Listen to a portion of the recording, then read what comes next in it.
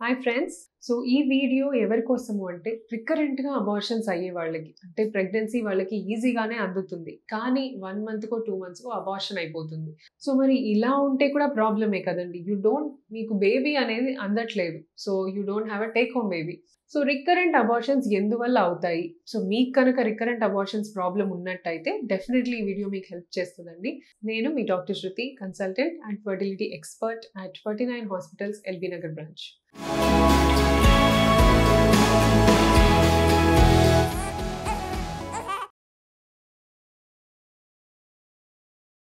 Suppose for example ఒక lady మన దగ్గరకు వచ్చారు.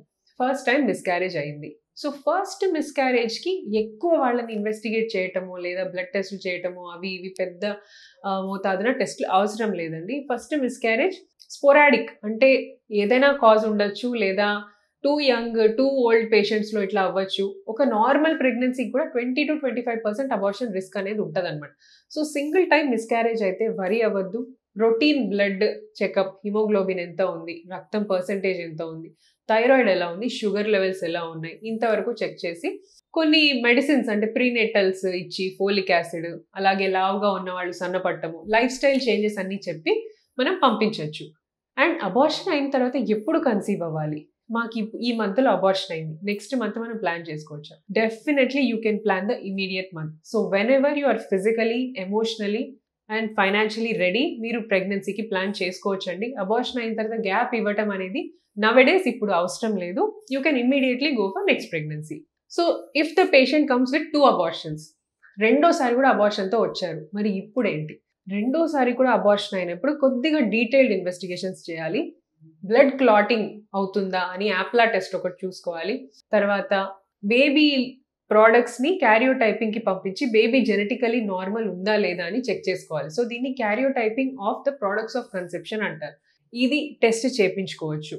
తర్వాత మీ గర్భసంచిలో ఏదైనా అడ్డుగా ఉందా, ఏదైనా సెప్టమ్ ఉందా, anything which is causing abortion ఉందా లేదా ఒక 3D scan, so evaluation of the uterine cavity, so మీ గర్భసంచి ఎలా ఉంది అది చెక్ చేసుకోవాలి. సో సెకండ్ టైం కూడా అబార్షన్ అవుతే కనుక ఈ ఫస్ట్ టెస్ట్లతో పాటు ఇవి అడిషనల్ టెస్ట్లు మీరు చేయించుకోవాల్సిన అవసరం ఉంటుంది అనమాట.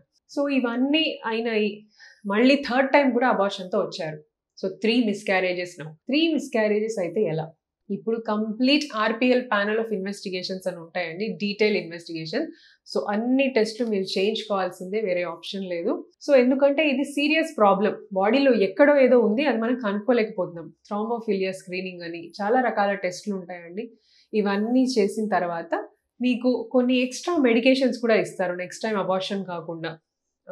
హెపారిన్ అని, ఆస్పిరిన్ అని, ప్రొజెస్ట్రాన్స్, ఇవన్నీ పెట్టి మీ ప్రెగ్నెన్సీని చూసుకోవచ్చు అనమాట.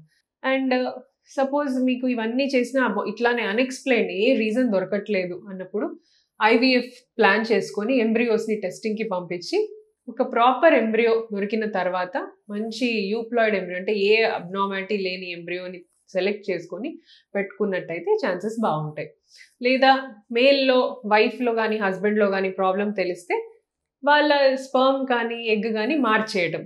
అంటే ఇప్పుడు లేడీలో ప్రాబ్లం ఉందనుకోండి, డోనార్ ఎగ్ తీసుకోవడం, హస్బెండ్ స్పర్మ్తో ప్రాబ్లం ఉందనుకోండి, డోనార్ స్పర్మ్ తీసుకోవడం. సో ఇలా ప్లాన్ చేస్తే కూడా మీకు మిస్‌క్యారేజ్ రిస్క్ తగ్గిపోతుంది. వన్ అదర్ ఇంపార్టెంట్ ఫ్యాక్టర్, మేనరికంలో ఉన్నా కూడా రిపీటెడ్ అబార్షన్స్ అవ్వచ్చు.